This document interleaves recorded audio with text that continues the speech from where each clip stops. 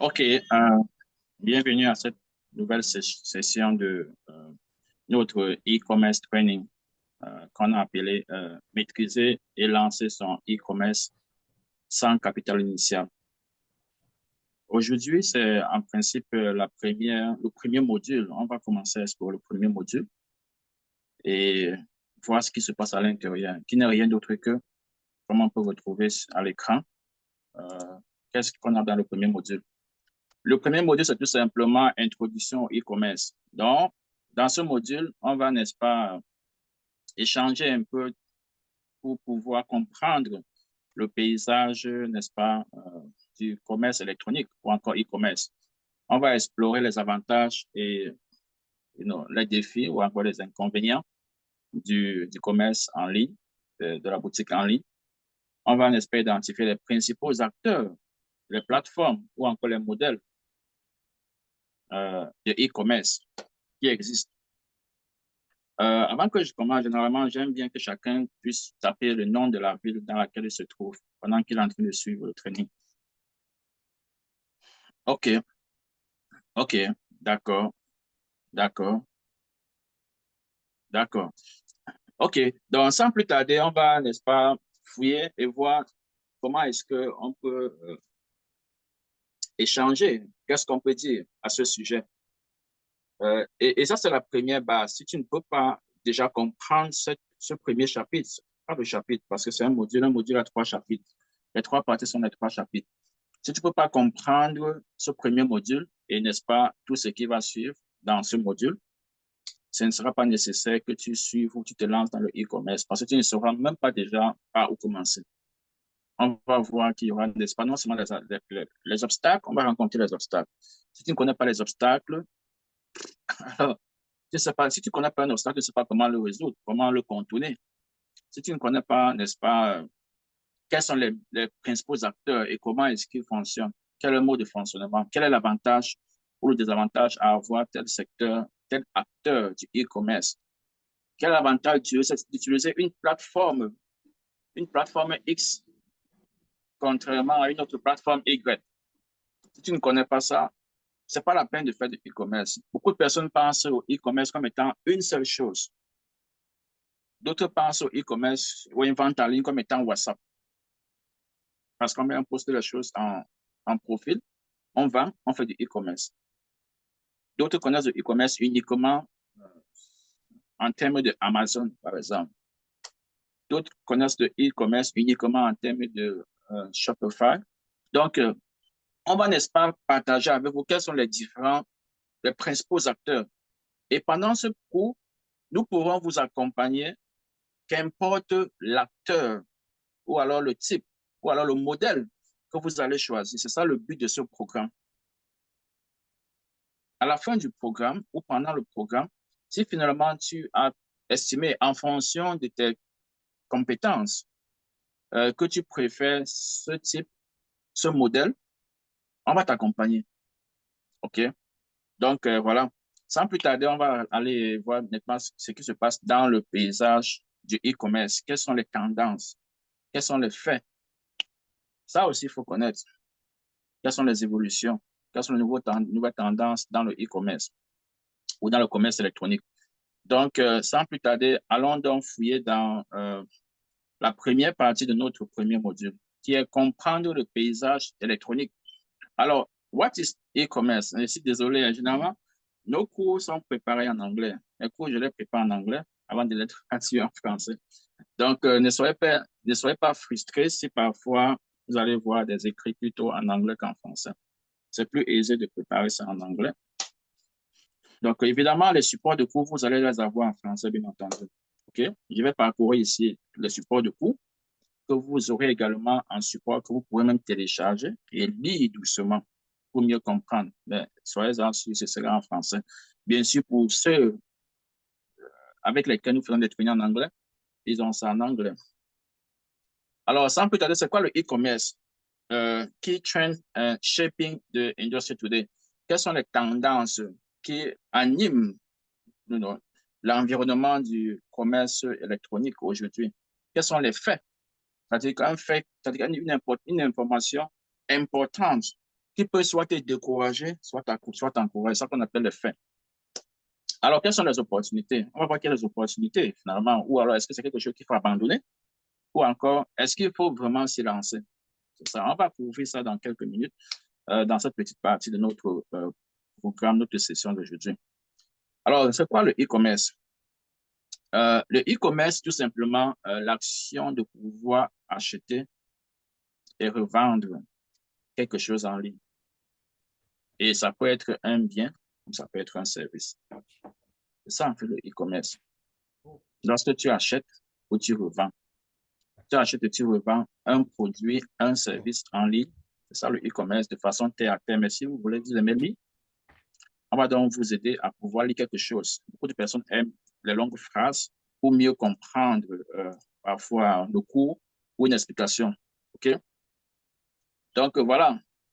Qu'est-ce que le e-commerce? En termes simples, le e-commerce, le commerce électronique désigne l'achat et vente de biens et services sur Internet. OK? Il fallait faire la précision sur Internet.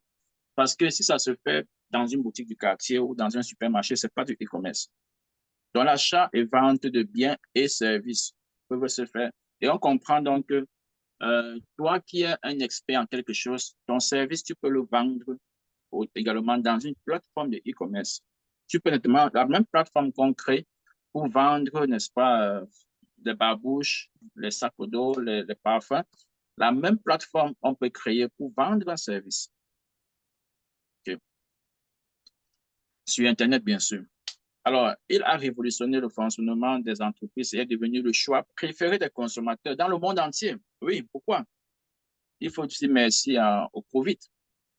Parce que le e-commerce a finalement pris l'ampleur vraiment en 2020 avec l'avènement du COVID où on a complètement fermé tout. Alors, on a fermé tout. Beaucoup d'entreprises se demandaient comment est-ce qu'ils font faire. C'est-à-dire que le restaurant, par exemple, la restauration aux États-Unis, par exemple, la restauration commence à se faire en ligne. Et c'est là où tout le monde comprend que le e-commerce peut être appliqué dans tous les business. Imaginez les restaurations qui avaient normalement, les gens devaient venir s'asseoir, manger, mais subitement, ils ont fermé. Il faut chasser les employés. Alors, qu'est-ce qu'ils ont fait? Les restaurateurs qui ont du sens, je prends un exemple, parce que nous avons aidé dans ce sens-là, qui réfléchissent un peu, ils consultent donc des informaticiens, ils disent voilà, comment est-ce que je peux faire? On va dire voilà ce qu'on va faire. On crée donc une plateforme où on poste tous tes repas et on permet donc que les gens puissent passer la commande dans ta plateforme. Et puis, puisqu'on ne peut pas sortir, toi maintenant, tu pars, bon, tes employés viennent, ils restent dans ton restaurant, vous préparez, et quand c'est prêt, quelqu'un passe une commande, la personne fait le paiement en ligne, sans vous retrouver email adresse, bien sûr. Si la livraison est gratuite, si c'est payant, tu inclus. Alors, quand il passe la commande, tu mets la nourriture dans le bol ou dans le plat jetable. Et puis, un employé où finalement tous les employés deviennent des coursiers, ils sortent, même si c'est à pied, ils vont livrer. Donc, voilà comment tout le e-commerce a finalement embrassé n'importe quel domaine d'activité. Tout, même les églises se faisaient par online. Okay? Tout se fait en ligne. Donc, voilà comment le e-commerce a finalement pu être le choix préféré des consommateurs. Et même quand le Covid est finalement fini, beaucoup de consommateurs, ça les gêne. Moi, par exemple, je ne sais pas sortir pour aller faire des courses. J'achète tout à partir de ma maison. Je ne sais pas comment sortir pour aller. À moi, c'est un plaisir pour moi, n'est-ce pas, de marcher, parcourir les magasins, mais je ne sais pas comment me balader pour acheter des choses. Qu'importe, c'est que même mon téléphone, mon lit, n'importe quoi que j'ai envie d'acheter, je vais le faire. Le téléphone, même un stylo, c'est-à-dire que même un crayon, je vais passer la commande en ligne. Juste pour vous dire à quel point est-ce que le e-commerce, maintenant, en Afrique, c'est encore plus ou moins pas développé. Et c'est là où c'est l'opportunité en Afrique. Et ce n'est pas si coûteux que ça, parce que si une personne, n'est-ce pas, dépense, je ne sais pas, 1000 francs pour se déplacer, aller acheter quelque chose qui coûte 5000 francs. Imagine la personne qui peut rester dans sa place, dépenser les mêmes 1000 francs, ou même dépenser moins de 1000 francs pour avoir la même chose. La personne gagne en ce sens que la personne ne risque pas dans les embouteillages, la personne ne risque pas sa vie dans les accidents. La personne, en principe, entre-temps, fait même autre chose parce qu'elle a passé la commande en ligne. C'est maintenant en Afrique, n'est-ce pas, que vous devez créer, c'est-à-dire cet engouement-là, montrer que voici la nouvelle façon de faire les choses. Donc, vous allez voir l'avantage qu'il y a. Alors, le commerce électronique a évolué de façon dont les gens achètent et vendent des produits. La montée des achats en ligne avec l'avance technologique a ouvert la voie à un paysage e-commerce en plein essor. Cependant, l'abondance d'options disponibles peut parfois être écrasante et il est important de comprendre les bases du paysage du e-commerce pour réussir. C'est ce que je disais tantôt. Si tu ne comprends pas, tu vas prendre un seul angle, t'y foncer et puis te coincer au mur avant de revenir te poser la question. Dire, wow, that's bullshit, comme on dit souvent, ça ne fonctionne pas. Pourquoi c'est ça? Parce que tu ne connaissais pas quelles sont les options qui existent au départ. Tu dois connaître quelles sont les options. Quel est l'avantage de prendre cette option ou telle autre? OK. Alors, on a envie de voir ce que c'est que le e-commerce. Essayez de vous muter, s'il vous plaît. Oui, si quelqu'un a une question, elle peut poser la question par écrit. Poser la question par écrit pendant qu'on fait le cours. Lorsqu'on finit, il y a du temps, on peut ne pas prendre les questions vocales. Donc, si quelqu'un a une question, il peut taper la question. C'est mieux comme ça. Et en même temps, tout le monde doit se muter. Il y a une personne qui n'est pas mutée. C'est comme ici. Essayez de vous muter tout le monde. On se mute. On se mute.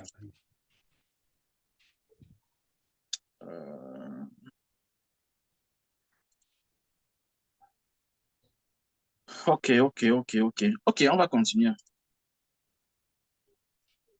Donc, comme je disais tantôt, on va explorer les avantages et les défis de la vente en ligne. Alors, chacun peut bien sûr imaginer au moins un avantage, OK? C'est sûr que chacun de voir au moins un avantage dans la tête. Mais quels sont les avantages les plus importants qu'on peut observer dans le paysage, n'est-ce pas, du commerce en ligne? La meilleure façon de vous aider, c'est de pouvoir vous montrer quels sont ces avantages ou alors quelles sont ces limites-là.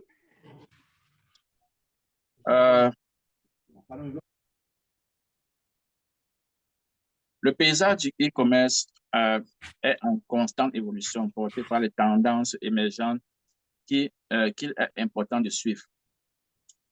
Non, je pense qu'on a sauté quelque chose. Ici, non. On parlait, n'est-ce pas, des tendances. On est passé à la deuxième partie de ce module. Donc, nous sommes encore dans la première partie du module. La première partie, c'est comprendre le paysage du commerce électronique. Dans la première partie, pour le premier chapitre, on est dans la première partie du premier chapitre, qui était qu'est-ce que le e-commerce. Après ça, on doit voir quelles sont les tendances e-commerce. OK? Alors, quelles sont les tendances e-commerce? Ici, vous allez comprendre, n'est-ce pas, comment l'industrie a évolué et qu'est-ce qu'on peut considérer comme étant un fait qui puisse avoir une influence sur nous. OK?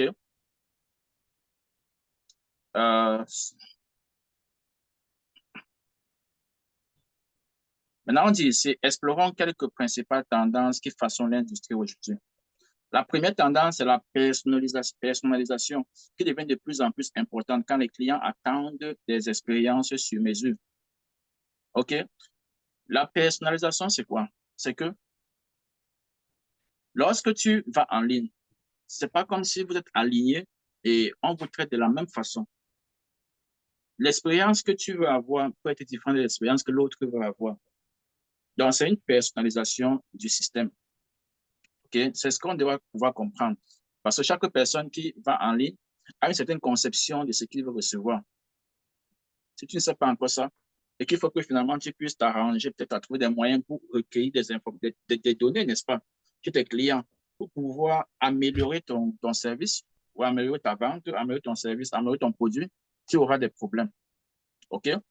So, la personnalisation devient de plus en plus importante car les clients attendent des expériences mesures. En utilisant des données clients et en tirant parti de l'intelligence artificielle, justement, les applications entrent en jeu.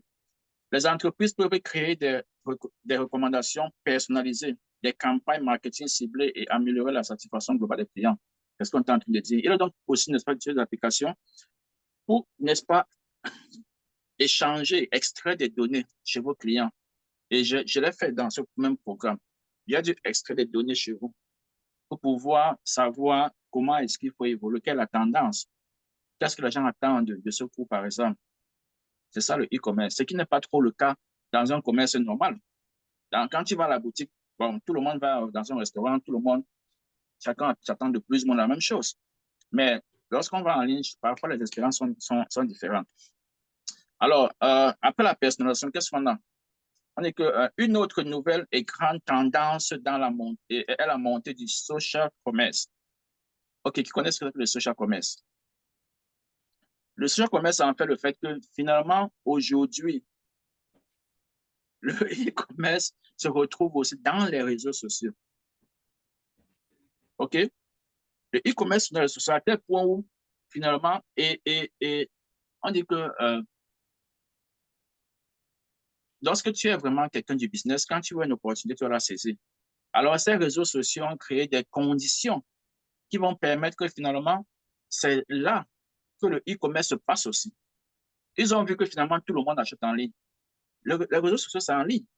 Alors, ces grandes plateformes, notamment Facebook surtout, Instagram, ils ont, n'est-ce pas, qu'est-ce qu'ils ont fait? Ils ont donc développé des systèmes où les gens dans les réseaux sociaux peuvent également faire du e-commerce.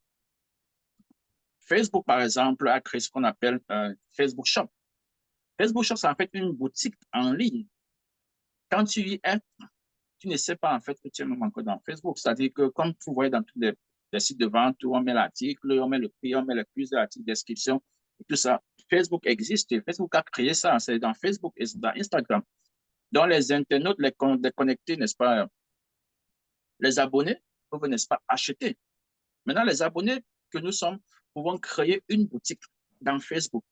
C'est ce que beaucoup ne connaissent pas. C'est pour ça que j'ai dit, il faut connaître toutes les options que vous avez pour savoir quelle est la meilleure qui va vous produire le maximum de résultats, n'est-ce pas? Donc, au-delà du fait que Facebook a ce qu'on appelle Marketplace, où, n'est-ce pas, les individus, n'est-ce pas, postent leurs choses, là, qui peuvent être neuves ou bien utilisées, ils ont également une plateforme, un peu comme un site de vente où une entreprise, en fait, peut partir créer sa boutique dans Facebook. OK. Donc, les dernières tendances également, ce n'est pas seulement la seule. L'autre tendance, c'est que tout le monde, pas presque tout le monde, mais la majorité, n'est-ce pas, et c'est 50% des achats aujourd'hui, se font sur des téléphones mobiles. Ça, c'est une tendance qu'il faut connaître. Ça veut dire que quand tu crées ton site de vente, il faut pouvoir permettre ce qu'on appelle mobile optimization. Il faut permettre que le site puisse être aussi exploitable, n'est-ce pas, sur du mobile. Vous savez, il y a des websites ou des sites où quand tu passes sur le mobile, tu ne comprends plus rien. C'est seulement plus là où il faut cliquer. Alors, si on a monté ton site sur un ordinateur, ce n'est pas tout le monde qui va aller dans ta boutique, qui sera connecté à un ordinateur. Même si les gens ont des ordinateurs, juste le téléphone, c'est le moins le plus utilisé. Donc, j'espère qu'on a compris cette partie. Qu'est-ce qu'on a encore besoin sur les faits? Parce que l'on est sur les faits. Bon, sur les faits maintenant, quelque chose d'assez hallucinant, c'est qu'en 2022, le commerce en ligne a compté de 5 milliards de dollars en 2022. 5 milliards de dollars. Et d'après l'agence qu'on appelle Insider Intelligence, la projection est de 7 milliards sur 2025. Pour dire que si les gens continuent, n'est-ce pas, de faire ce qu'on est en train de faire, ou les gens continuent de préférer acheter en ligne, ce qui est le cas. Les gens ne vont que continuer de préférer d'acheter en ligne. OK? Les gens ne vont que continuer davantage d'acheter en ligne. Si on continue comme ça veut dire que c'est un marché. Le marché va continuer à grandir jusqu'à faire 7 milliards de dollars en 2029. Aux États-Unis, la vente en ligne constitue près de 20%, donc 19% de toutes les ventes globales. Donc, si dans le pays, on a fait un chiffre d'affaires de 100 milliards ou de 100 millions, 20 millions déjà seulement constituent le commerce électronique, le e-commerce ou la vente en ligne. Donc, voilà, un autre aspect important du commerce électronique est son impact sur le comportement de la clientèle. Okay? Les achats en ligne offrent un niveau de commodité que les magasins physiques traditionnels ne peuvent pas égaler. Okay? Les clients peuvent parcourir une large gamme de produits dans le confort de leur foyer ou de leur salle de bain ou de leur cuisine, n'est-ce pas? Ça offre une commodité que tu ne peux pas égaler si tu as une boutique implantée dans le coin du quartier. Je voyais encore quelqu'un pour dire, Non, il faut que la boutique, ma boutique doit être à l'angle là parce que là-bas, c'est un bon emplacement. Par comment ça peut être bien emplacé, un bon emplacement comparé à être partout au même moment. Il y a des gens qui ne vont jamais passer dans ta boutique, dans ce quartier-là. Si ta boutique est seulement une boutique pas dans le quartier, alors tu fais quoi de ceux qui habitent dans un quartier qui est plus loin? Donc, c'est là l'avantage, en fait, pour, n'est-ce pas, les entrepreneurs. Même si tu as une boutique qui existe, tu dois être dans le e-commerce. C'est-à-dire que c'est pas une obligation, mais si tu as envie de passer d'un niveau supérieur de là où tu es, tu dois passer au e-commerce. Tu dois recruter quelqu'un. Si tu ne peux pas le faire toi, parce qu'en fait, si tu suis ce cours, tu peux le faire toi-même. En fait, on vous montre comment vous allez le faire. De la création de votre site jusqu'à les stratégies pour pouvoir aller vers le client ou encore amener le client vers vous. C'est ça l'objet du programme. Donc, si tu as une boutique en ligne, tu as besoin de commencer à vendre. Suppose que tu fais 100 000 par jour. Si tu veux un 20 000 supplémentaires par jour, en fait, la vente en ligne, c'est pour ça parfois dans les boutiques qui sont physiques, on appelle ça brick and mortar, qui sont physiques, ils vendent, on va voir dans la description, vous allez voir que Walmart, par exemple, c'est un grand géant euh, de, des ventes. Ils vendent des boutiques, ils vendent des produits dans le magasin, mais ils le font aussi en ligne. Mais en ligne, c'est moins cher. Pourquoi? Parce qu'en fait, ils ne font aucun effort. En fait, c'est comme un bonus qu'ils font en ligne. Puisque sur le magasin, il faut que tu payes tout le personnel qui est là. Quand on vend ou qu'on ne vende pas, tu dois pouvoir payer le personnel, tu dois payer l'électricité, tellement de choses tu dois payer. Maintenant, quand c'est en ligne, la personne achète en ligne, la personne ne bouge pas. Il y a quelqu'un qui est spécialisé pour les ventes en ligne. Donc, quand il a dans son ordinateur, son travail, c'est de regarder les ordinateurs. Quand il voit une vente, boum, il se lève, il va prendre là où se trouve l'article, il va mettre dans le carton et il envoie. En fait, c'est comme un cadeau pour l'entreprise. Voilà pourquoi parfois ils font des prix moins chers comparé à si tu vas dans le marché, dans le magasin pour acheter. OK. Donc, on voit dans les impacts. Alors, en conclusion, le e-commerce, et on voit ici que les achats en ligne offrent un niveau de commodité que les magasins physiques traditionnels ne peuvent pas égaler. Les clients peuvent parcourir une large gamme de produits dans le confort de leur foyer et les faire livrer à leur porte en quelques clics. C'est-à-dire qu'ils cliquent 1, 2, 3 et puis c'est parti. En conséquence, il est important d'optimiser votre site e-commerce. Pour faire quoi? Pour les appareils mobiles. Parce que, comme j'ai dit tantôt, c'est en principe par là que beaucoup de personnes vont utiliser. Tout le monde n'a pas d'ordinateur, mais chacun a un téléphone, chacun a un Android. OK? Euh, alors, qu'est-ce qu'on va faire ici? En conclusion, le e-commerce a un vaste paysage qui vous oblige simplement à comprendre l'impact du comportement du client pour réussir, mais surtout suivre les dernières tendances pour préparer votre entreprise de commerce électronique au succès, car elle présente un immense potentiel de croissance et d'expansion. Donc, ce n'est même pas encore vraiment exploité. Il y a encore 2 milliards d'espaces de vente que vous pouvez réaliser. Alors, on va donc passer à la dernière partie qui sont quoi les facts. Je pense qu'on a également parlé des facts, on a parlé des tendances, on a parlé des faits, on a parlé des chiffres et on a également parlé des opportunités.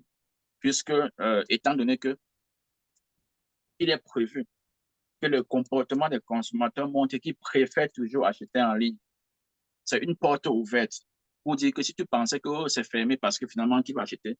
Donc, de plus en plus, les gens veulent acheter en ligne. C'est pour dire que si tu veux entrer, ne pense pas que le marché est fermé parce qu'il n'y a plus de clients. Non, davantage, s'il y avait 20 personnes hier, aujourd'hui, il y a 50 personnes qui veulent plutôt acheter en ligne. Alors, il faut qu'il y ait d'autres personnes qui viennent avec des marchandises, qui entrent dans le système pour satisfaire ces autres 50 personnes qui vont entrer. Donc, voilà un peu ce que ça veut dire.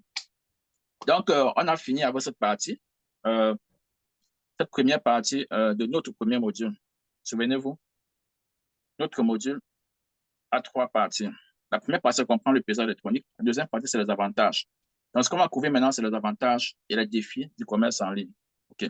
Sans plus tarder, quels sont les bénéfices du commerce en ligne? Chacun de vous peut déjà imaginer quels sont les bénéfices. Le bénéfice peut être, n'est-ce pas, du côté du consommateur, on vient de dire, comme ça peut être du côté de l'entreprise, du business owner. de l'entrepreneur. Alors, allons donc parcourir pour voir quels peuvent être ses bénéfices d'une partie ou d'une autre. OK.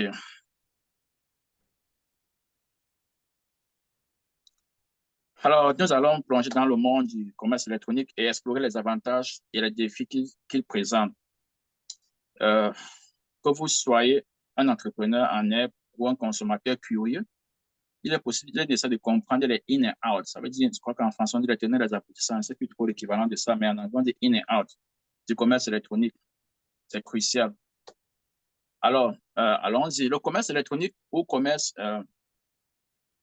le e-commerce ou commerce électronique désigne l'achat et vente des biens en ligne. On a déjà dit cela.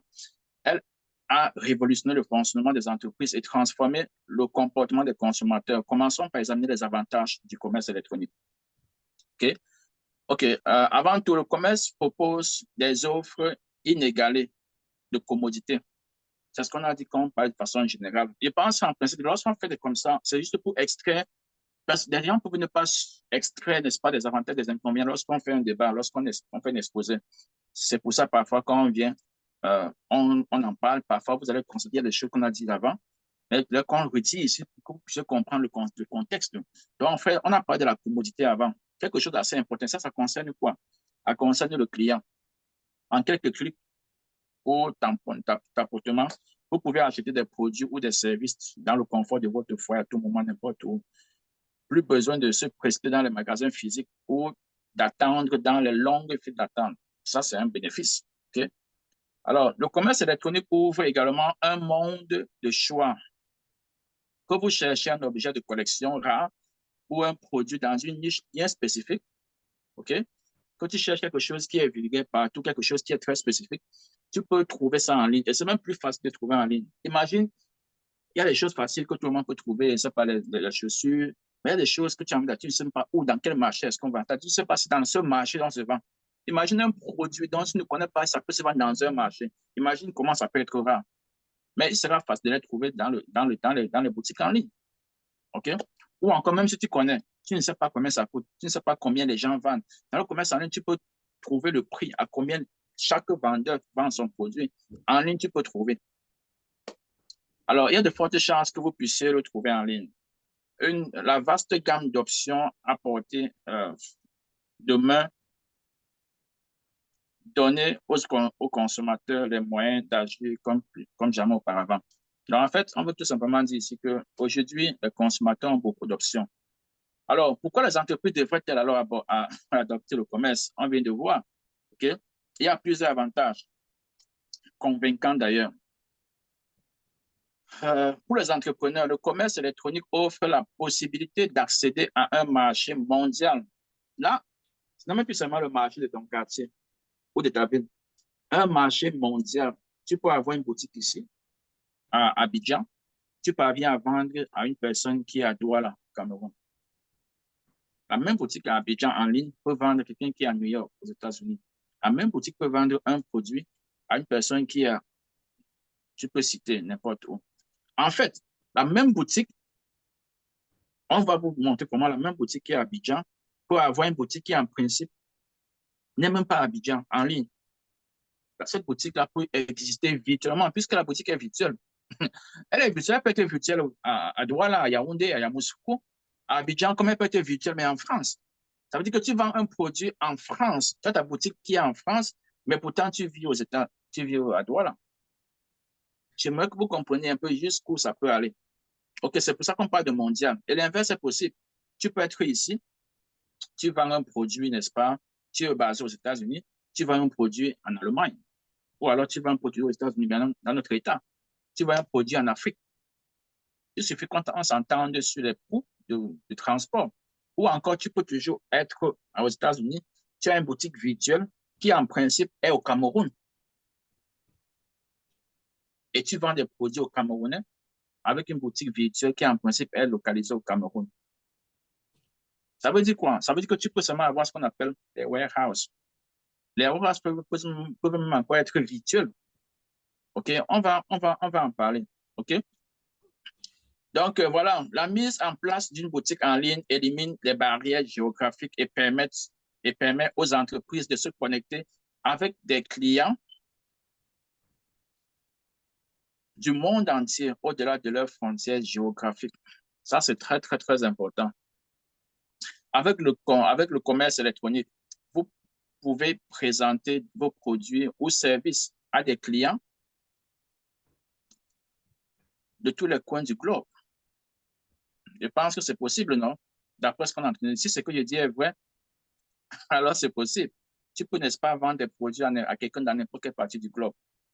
Alors, comme le commerce électronique, vous pouvez présenter vos produits, on a vu ça. Cela change la donne pour les petites entreprises, leur permettant de rivaliser sur un pied d'égalité avec les grandes entreprises. Parce qu'une grande entreprise, elle prend seulement l'espace d'une ville. Une grande entreprise va avoir plusieurs, on appelle ça quoi? Location. C'est quoi? On appelle ça quoi encore? Branches, par exemple. Plusieurs branches à plusieurs quartiers dans une ville. Si tu es au Cameroun, il y a par exemple Aqua, il y a Bonanjo, il y a Dedo, il y a Bonamoussa. Une grosse entreprise peut, n'est-ce pas, vendre, disons, des chaussures. Elle parvient à ouvrir plusieurs boutiques à plusieurs endroits. Mais si tu es une petite entreprise, tu ne peux pas. Tu n'as pas les capacités de pouvoir ouvrir une boutique à Dedo, ouvrir une boutique à Pipanda, ouvrir une boutique à Aqua, ouvrir à Dedo, ouvrir à Bonamoussa, ouvrir à Bonabéry. Tu ne peux juste pas. Alors, si tu as une boutique en ligne, tu as virtuellement les boutiques partout, dans toutes ces villes-là. Donc, voilà comment ça fait qu'une petite entreprise peut commencer à rivaliser avec une grande entreprise. Maintenant, c'est le marketing qui va jouer.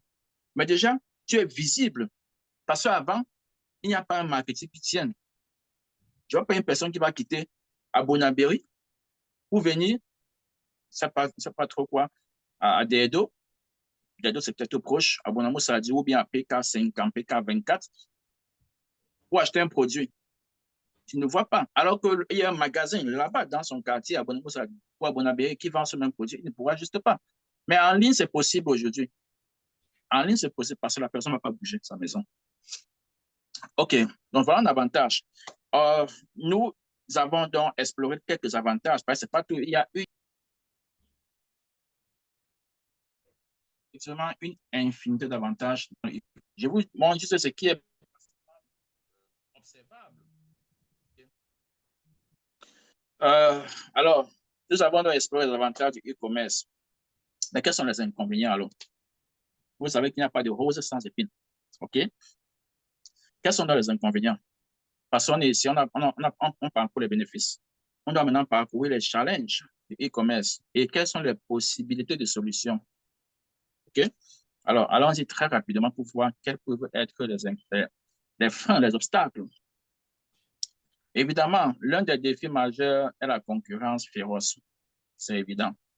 Avec l'essor du commerce électronique, de nombreux acteurs entrent chaque jour sur le marché, ce qui, en principe, rend crucial pour les entreprises de se différencier et d'offrir des expériences clients exceptionnelles. Ça veut dire quoi? Si plusieurs personnes, supposez un peu que 10 boutiques sont alignées dans une même rue, il faudrait qu'il y ait quelque chose pour pouvoir te démarquer. OK? Il faudrait que tu aies quelque chose. Ça peut être dans le prix, ça peut être dans la qualité du produit, ça peut être dans le conditionnement, ça peut être partout. Ça peut être sur la façon de recevoir le client, ça peut être sur le service après-vente. Et chaque boutique ne connaît pas, en fait, parce aucun propriétaire de cette boutique n'est rentré dans ta boutique pour voir comment est-ce que tu fais. Et chacun a sa stratégie pour se différencier.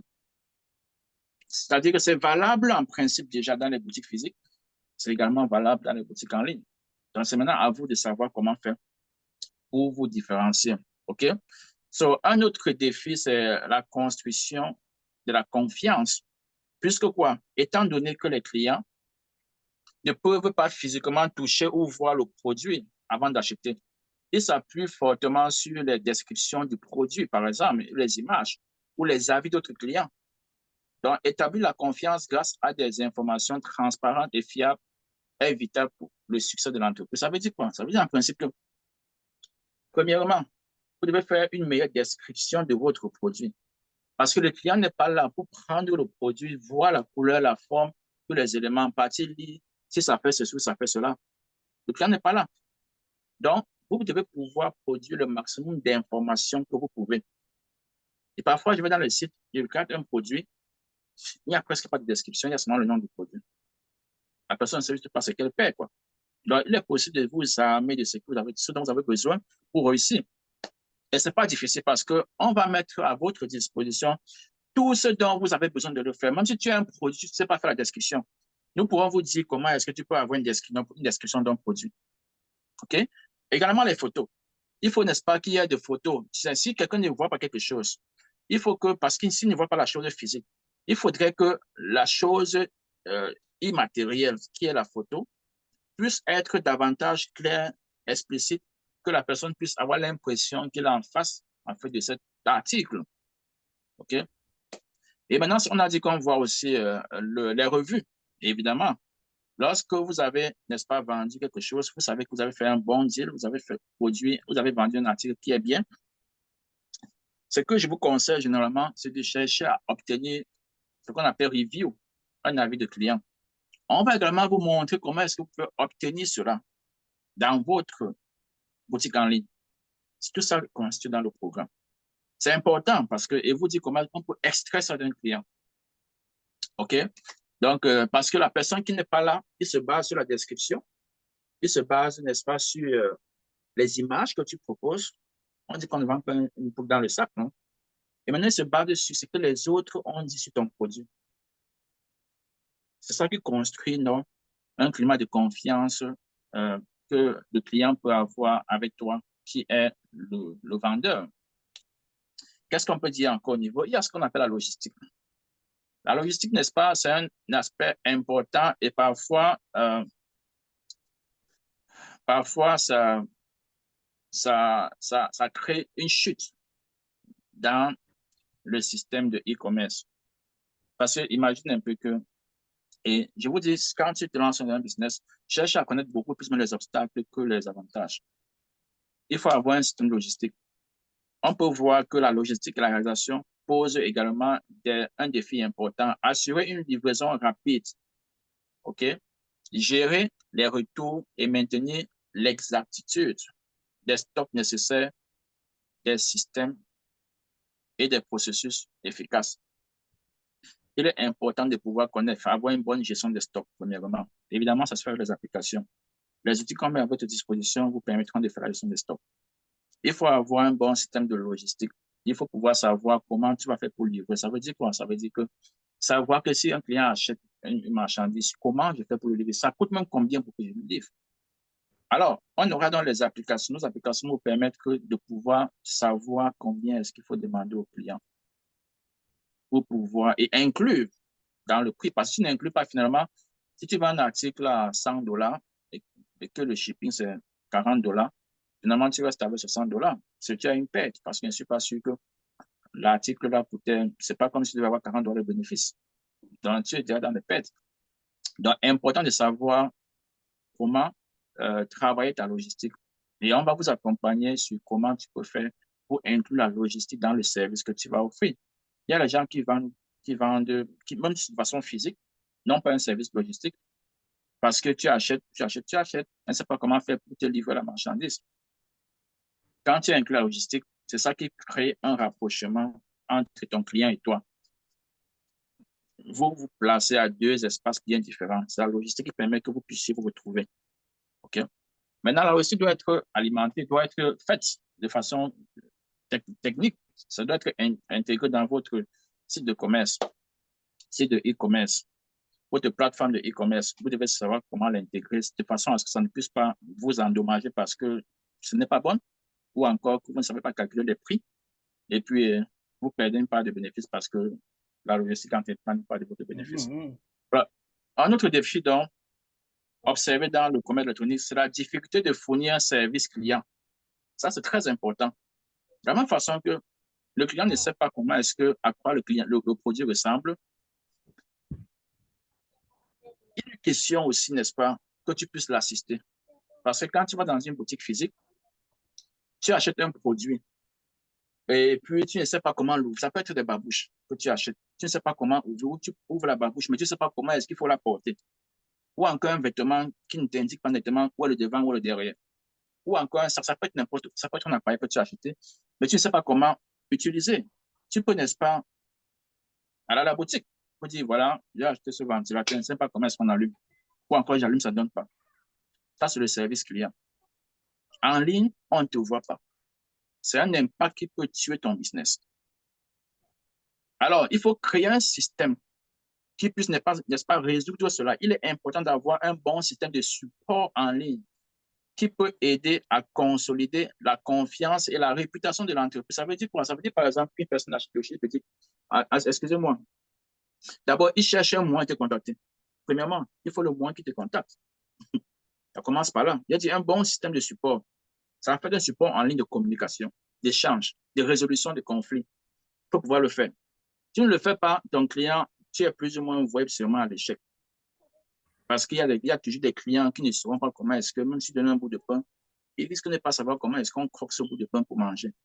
Il va revenir vers toi et tu vas pas, ils ne sauront pas comment revenir vers toi. Il va commencer à mal t'apprécier. Il peut aller donner un mauvais review sur toi, ce qui n'est pas bien pour toi. Alors, donc c'est un élément à ne pas négliger. Donc, dans vos sites que vous allez créer, nous allons vous accompagner à, n'est-ce pas, intégrer ces supports de façon à ce que, qu'importe ce que tu vends, OK, qu'importe ce que tu vas vendre, que si quelqu'un, avant même d'acheter, a envie de te contacter, ce soit possible.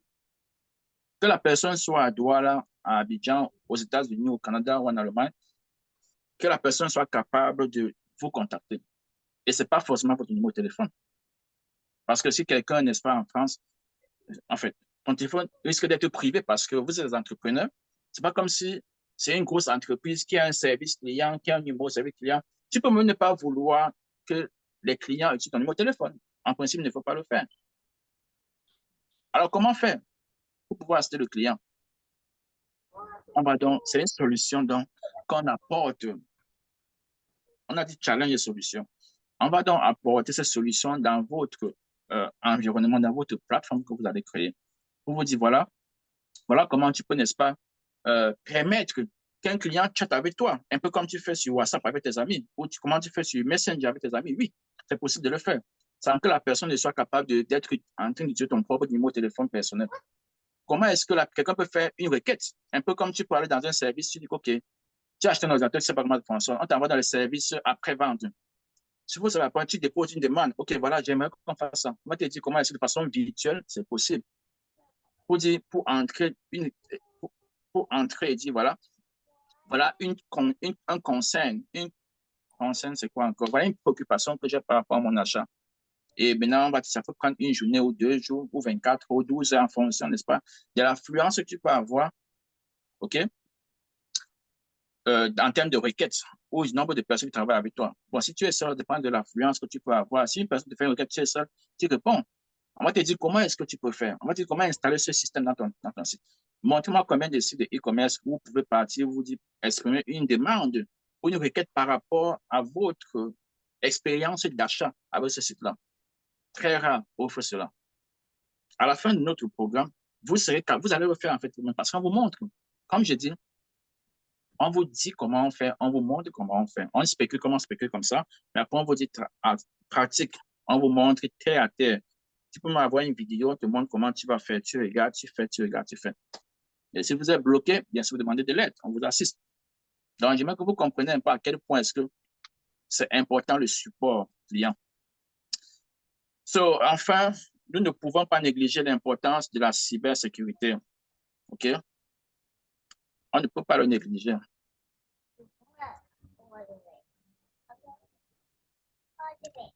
La cybersécurité aujourd'hui, les cybercriminels trouvent des nouvelles façons d'exploiter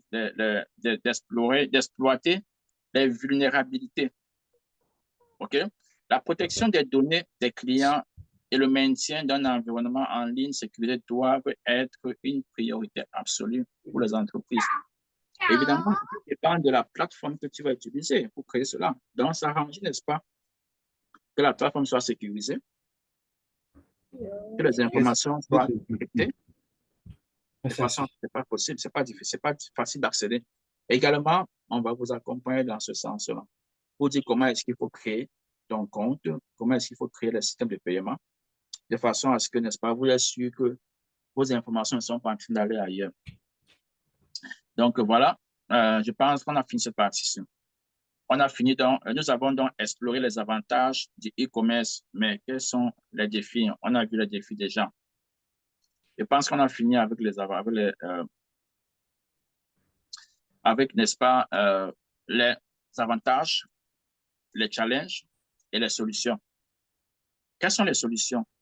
On a envie de dire, je pense qu'on a eu à dire, pour chaque problème, on a eu à dire quelles peuvent être des solutions.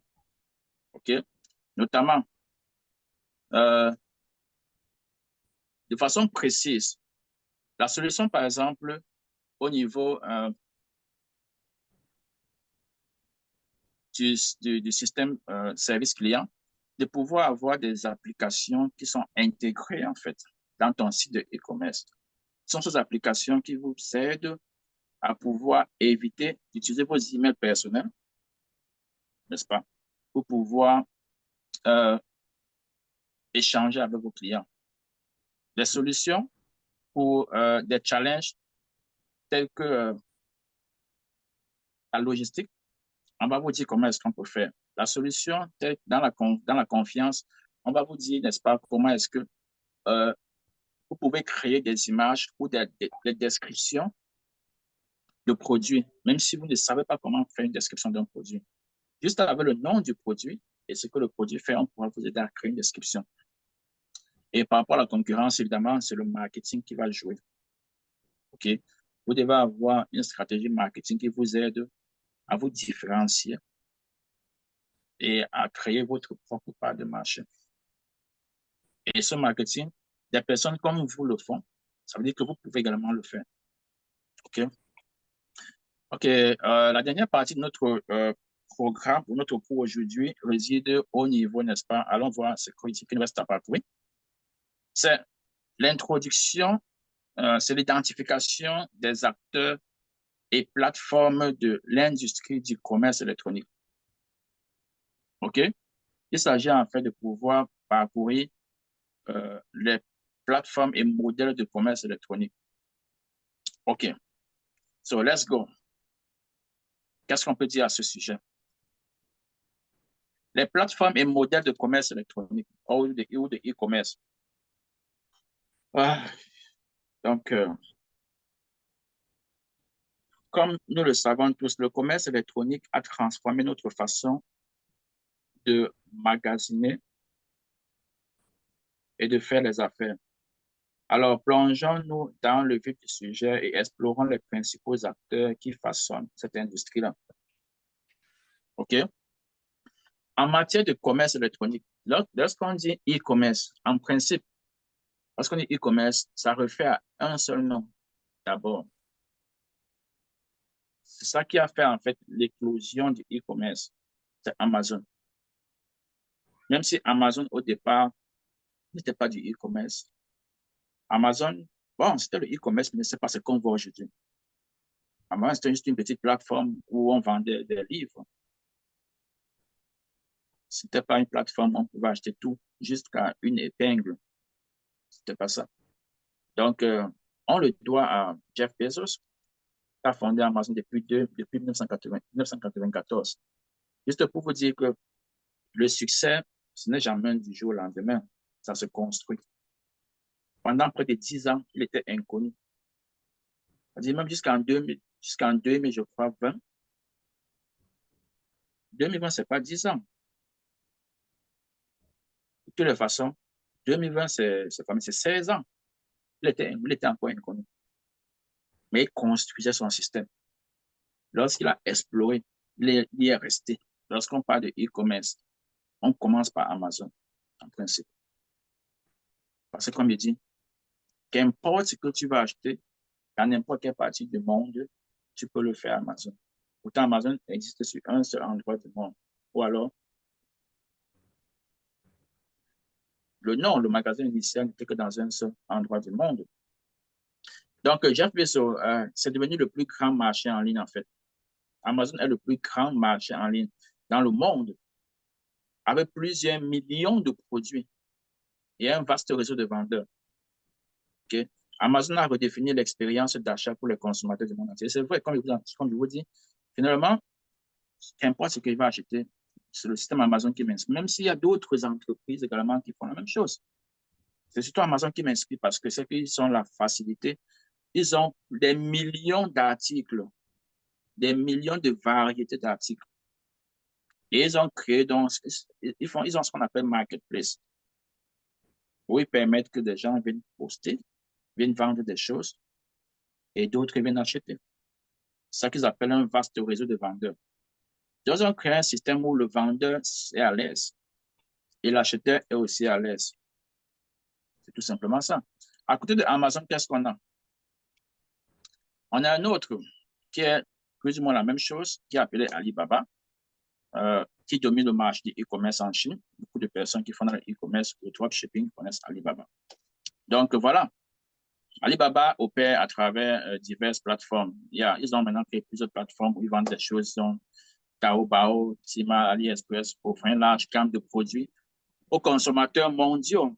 Également, la puissance réside de la capacité de pouvoir servir plusieurs personnes à plusieurs endroits différents. Parce qu'il y a un problème de logistique qui intervient.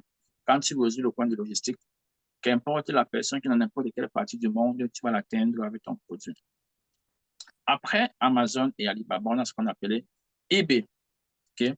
eBay est l'un des pionniers des enchères ou encore des ventes aux enchères en ligne et des sites d'achat. Okay? eBay, en fait, était plus connu qu'Amazon. eBay a commencé à vendre des produits, comme on achète sur Amazon, on faisait cela sur eBay plus avant Amazon. Amazon a juste vraiment développé son système. Et eBay, c'est la première plateforme, plus ou moins une des premières plateformes où ils font les enchères. Et dans les stratégies, je vais vous montrer comment est-ce que l'enchère, c'est une stratégie pour vendre les produits. OK? eBay fait des enchères. Ça veut dire qu'on met un produit, on dit que le prix de vente, ou alors on appelle, comment est-ce qu'on appelle, mise à prix. La mise à prix, c'est 10 000 francs. Quelqu'un dit, il y a 10 500, il y a 6 000, on arrive parfois, on peut dépasser le prix, le réel prix de l'article. OK? Donc, voilà comment ça fonctionne. Donc, eBay, c'est le modèle, en fait, de e-commerce de eBay. Ils font les ventes aux enchères et vous pourrez le faire vous-même. Je vais vous montrer comment est-ce dans votre plateforme, vous pourrez, n'est-ce pas, faire des ventes ou vendre des articles. Vous pourrez également créer des ventes aux enchères. Et je vous dirai comment les ventes aux enchères stimulent votre vente. Même si c'est une personne qui achète, ça crée des possibilités de plusieurs personnes de pouvoir acheter. Un petit secret, c'est que quand une personne a raté la vente aux enchères, vous pouvez le lui proposer. Vous lui proposez l'article parce qu'il est dans votre boutique. Il a raté les ventes aux enchères, on a dit que ça coûte 10 000. Son prix maximum, c'était 7 000. Il arrive à 7 000. Quelqu'un a dit 8 000, l'autre a dit 9 000. Il a encore sur 7 000. Non, tu peux avoir un article qui coûte 7 000 et tu vas vers lui. Tu lui dis, voilà, je vois que tu étais en train de chercher un article, tu voulais l'article qui était aux enchères à 5 000, on a acheté à 10 000. Mais voici presque le même article qu'il peut te donner à 7 000. Il faut se muter, s'il vous plaît.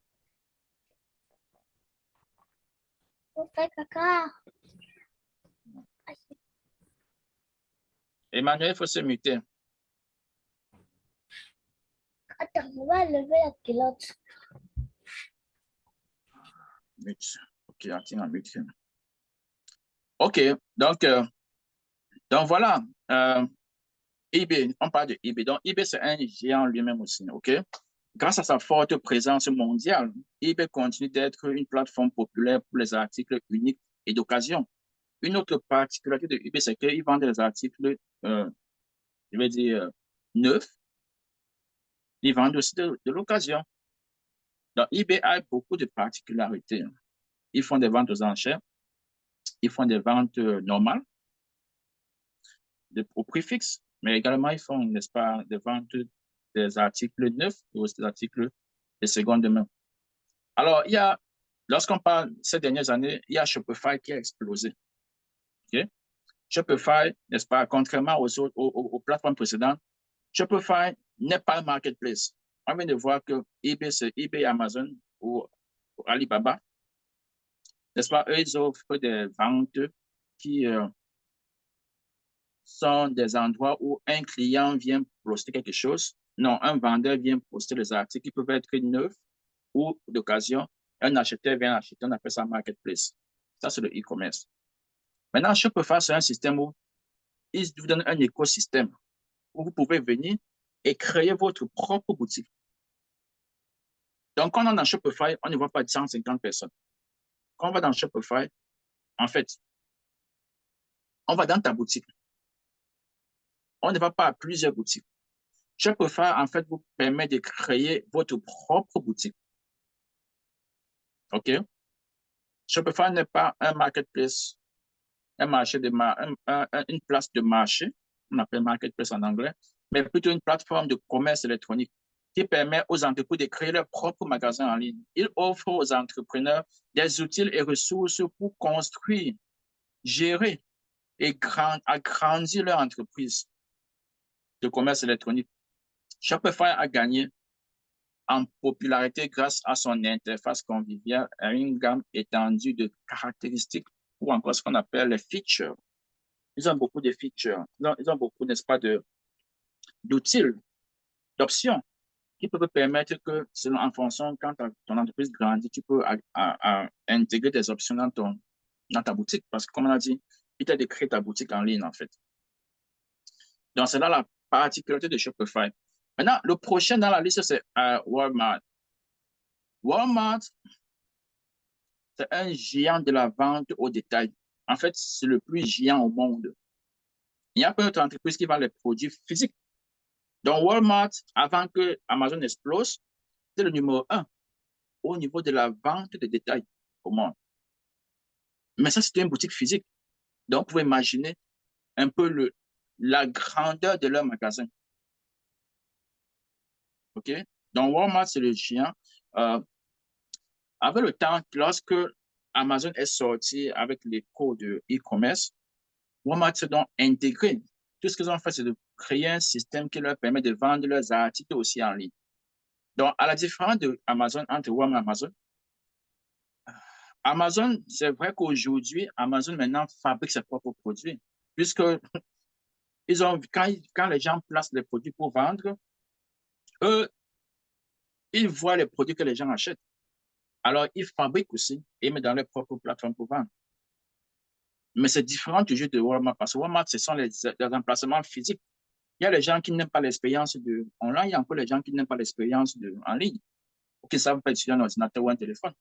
Ils peuvent prendre leur voiture, aller dans la boutique. Donc, Walmart a les emplacements physiques, ce que Amazon n'a pas. OK? Donc, voilà un peu, Walmart, n'est-ce pas, offre une approche hybride, combinant les magasins physiques et les plateformes en ligne. C'est ce que je viens de dire. Que tu veux aller dans une boutique physique parce que tu as envie de toucher, tu as envie d'essayer la chaussure, porter, mettre dans ton pied. Walmart, c'est la solution. Si tu t'en fiches, tu connais ta pointure, tu entres dans le site Walmart, tu mets ta pointure, on te ramène ça à la maison. Et c'est là où je dis maintenant que chaque personne qui a une boutique, qu'importe ce que tu vends, que ce soit le restaurant ou la vente ou les prêts à porter, qu'importe ce que tu vends, tu as besoin d'avoir un e-commerce, un système de e-commerce. Si Walmart ne faisait pas ça, il chutait. Parce que tous les articles étaient achetés en ligne. Alors, Walmart, tout simplement, de créer un système où tous les articles, ceux qui ne veulent pas se déplacer, ils achètent en ligne. Alors, avec son vaste inventaire et ses prix compétitifs, comme je vous dis, ils ont beaucoup de produits. Walmart est devenu un acteur important dans l'industrie e-commerce. Alors, qu'est-ce qu'on a dans la suite? Qu'est-ce qu'on peut avoir à la suite de tout ceci? Maintenant, il y a un autre joueur, pas de moindre, qui est toujours en Asie. On l'appelle Digi.com. C'est un leader chinois dans le e-commerce. Il exploite son propre réseau logistique. Okay? Il faut dire que beaucoup d'entreprises n'ont pas de réseau logistique. Ça veut dire que qu'importe là où tu te trouves, tu peux créer un e-commerce. Ton réseau logistique peut seulement être ton point pour lancer un e-commerce. parce que tu as les moyens pour aller livrer n'importe quoi. Alors, tu commences à dire que venez acheter ici. On vient chez toi, on te donne de l'argent, tu vas là-bas, tu prends chez le vendeur, l'acheteur a donné l'argent, maintenant tu as ton réseau logistique. Tu vas livrer, tu gardes ta marge. En fait, on peut dire que tu gardes le coût de transport, en fait. Tu gardes ton coût de transport parce que tu as ton propre réseau logistique. Évidemment, ça peut faire que le coût, par exemple, dans ton système soit faible parce que tu vas pas aller payer avec un bon réseau logistique. Donc, maintenant, tout ça sont les endroits où on va nettement vendre, okay, où on crée des boutiques pour vendre. Il y a les plateformes qu'on appelle open source. Open source, c'est plus ou moins, n'est-ce pas, des applications qu'on utilise lorsqu'on crée un site. Lorsqu'on crée, n'est-ce pas, un site simple. Open source sont des applications plus ou moins qui permettent, n'est-ce pas, de créer des plateformes un peu comme ce que Shopify fait. Mais seulement ce que Shopify fait est, est assez simple à exploiter et à créer. Quand on parle de open source, on parle des gens qui ont une maîtrise, n'est-ce pas, dans, plus ou moins dans l'outil informatique, dans le codage, et ainsi de suite. Alors que Shopify, tu n'as pas besoin d'être informaticien pour entrer, créer ta boutique à l'intérieur. Donc, Shopify, c'est l'équivalent plus ou moins de open source, mais seulement c'est destiné pour les personnes qui n'ont pas, n'est-ce pas, de connaissances en informatique. Si tu veux créer une boutique, par exemple, tu n'as aucune connaissance en informatique, tu ne peux pas utiliser des open source solutions, des solutions open source. Les deux géants dans ce système-là, on a ce qu'on appelle WooCommerce et Magenta. Tu vas avoir des plateformes de vente qui sont créées sur WooCommerce. On a utilisé WooCommerce pour les créer. Il y a les plateformes de vente qu'on a utilisées Magento pour les créer. Il y a également les plateformes qu'on a utilisées Shopify. Tu ne verras pas la différence. Sauf que les plateformes qui sont utilisées avec WooCommerce et Magenta, parfois, il est plus compliqué pour toi de gérer. C'est-à-dire de créer, de designer, de créer les produits, de faire la gestion des stocks. Ça, il sera plus compliqué pour toi de créer tout ça. Tu auras besoin le plus souvent parfois d'avoir une personne ou bien tu prends vraiment du temps pour te former, de pouvoir aller faire des ajustements nécessaires, ce qui n'est pas le cas avec bon, en général, parfois, dans 90% des cas en général, ce n'est pas la personne qui lance son système de e-commerce qui conçoit sa propre boutique. Il doit payer les gens. Donc, parfois, ce n'est pas trop un problème. Le problème peut être seulement le coût ou encore de l'objectif que tu as envie de faire, du nombre de boutiques que tu peux vouloir ouvrir. Si on t'a créé une boutique à, c'est pas 300 000 francs CFA, 400 000 francs CFA, et que tu te spécialises sur plusieurs secteurs différents, tu n'as pas envie de mixer la restauration avec la vente de parfums, par exemple, tu auras besoin de deux boutiques. Alors, tu as investi 400 000 francs chez une personne, tu vas encore mettre 400 000 chez l'autre. Mais pourtant, notre plateforme qui ne te permet pas d'avoir des connaissances informatiques peut te permettre de les ouvrir toi seul en une journée, en fait, tu peux ouvrir ta boutique. C'est tout simplement cliquer sur le bouton, on te montre comment est-ce que tu dois faire, quoi. Donc, c'est un peu ça. Donc, Magenta, WooCommerce et Magenta sont plus ou moins deux open source qu'on utilise. Parfois, tu peux avoir ton propre site ou bien une application même que tu es en train de créer et on insère ce système dans ton application. Alors, maintenant qu'on a fini, ce ne sont là que quelques-uns des acteurs clés de l'industrie du commerce électronique. Mais il en existe d'autres, OK? C'est un paysage en constante évolution. On est d'accord, non? Avec de nombreux entrants qui émergent constamment et des acteurs existants qui s'adaptent pour rester compétitifs. Et en parlant de nombreux acteurs, je vais donc maintenant vous présenter une plateforme qu'on appelle tout en un. En anglais, on dit all in one, spécialement conçue pour les propriétaires d'entreprises de e-commerce, de commerce électronique. Ça s'appelle Builderall. Si tu parles à 100 personnes, il n'y a pas 4 qui connaîtront cette plateforme, n'est-ce pas? Pourtant, c'est ce que beaucoup de personnes qui vont se faire plus d'argent vont s'en servir. C'est parfois les gens qui souhaitent bien que des meilleures choses soient cachées pour qu'ils soient les seuls à en profiter. OK? Donc, explorons un peu pour voir de quoi il s'agit, pour voir ce que c'est lui-même et quelles solutions ça peut offrir. OK? Alors, Builderall est une plateforme de commerce électronique très moins connue qui fournit toute une entreprise de e-commerce électronique dans le monde de la vente en ligne. Ça veut dire quoi? Builderall, en principe, vous offre une vaste gamme d'outils et de caractéristiques qui sont incroyables ou incroyablement polyvalents et conviviaux. Et aujourd'hui, nous allons approfondir et explorer ce qui fait de Builderall un choix si fantastique que les entreprises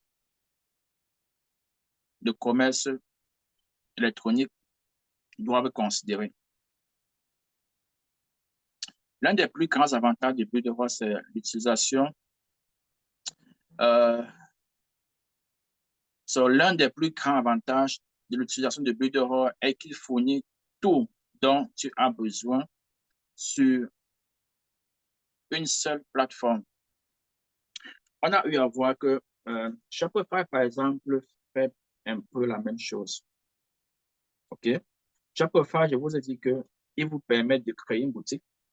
Ils ont une variété d'options, n'est-ce pas, que vous pouvez appeler ça feature, que tu peux augmenter en fonction, n'est-ce pas, du besoin, en fonction de la taille de l'entreprise. Cette plateforme qu'on appelle Builderall fait la même chose, juste à la seule différence qu'elle vous offre vraiment tout ce dont vous avez besoin. OK? On va essayer de voir, lorsqu'on dit tout, de quoi est-ce qu'on parle. Évidemment, on ne peut pas parler de tout. Dans tout, qu'est-ce qu'on met? Allons voir ce que Builderall e-commerce peut vous offrir. OK. L'un des plus grands avantages de l'utilisation de Builderall est qu'il fournit tout ce dont tu as besoin sur une seule plateforme. Depuis la création des websites, parce qu'évidemment, pour créer un site de e-commerce, il faut d'abord créer un site. On parle de site de e-commerce. En fait, c'est d'abord un site web, maintenant qui fait du e-commerce. Donc, Builderall vous permet d'abord de créer ce site. Évidemment, on sait que d'autres plateformes ne sont pas des sites. Amazon, par exemple, ce n'est pas un site. Tu ne crées pas un site. En fait, tu crées une fenêtre dans laquelle tu places ton produit et tu vends, ce qu'on appelle marketplace. C'est WooCommerce, par exemple, ou Shopify, qui est une plateforme où tu peux aller créer ton propre site. J'ai envie de dire que WooCommerce et Magento sont de bonnes plateformes, mais seulement sont peut-être plus difficiles pour créer, pour exploiter, pour créer son site. Shopify peut t'aider à le faire, à la seule différence que Shopify crée beaucoup de limitations en termes de ce que tu peux utiliser pour la création de ton site, ou bien pour la dynamisation, ou bien pour l'intronisation des outils dans ton site. Ils vont te créer des contraintes de prix pour l'utilisation de cela. Par contre, Builderall vous fournit des sites de création, vous fournit la création des sites web et vous permettent de l'exécution des campagnes marketing. Qui dit exécution dit des outils. Et comme on sait bien, le marketing est d'abord spéculatif, mais après, c'est pratique. On va te dire que, OK, voilà ce que tu vas faire. On va te citer tout ce que tu vas faire, on va écrire. Mais après, pour implémenter, en fait, tu ne peux pas. Même si tu as une boutique en ligne, pour implémenter ton marketing, il faudra que tu puisses aller faire recours à d'autres ressources, à d'autres plateformes, acheter ou souscrire pour accéder à ces outils-là. Builderall va, n'est-ce pas, vous permettre de le faire dans la même plateforme. OK? Cela permet non seulement de gagner du temps, mais également d'assurer la cohésion et la cohérence de tout aspect, de tous les aspects de votre entreprise. Donc, en fait, il y a une cohérence dans tout ce que tu es en train de faire. C'est un peu comme si tu as une chaise et que tu vas aller prendre un pied d'une chaise ailleurs pour me dire, mais ça peut ne pas matcher, comme on dit en anglais. C'est ça. On va bien sûr, Donc, dans les cas pratiques, on va intégrer sur ces différents systèmes. Pas aujourd'hui.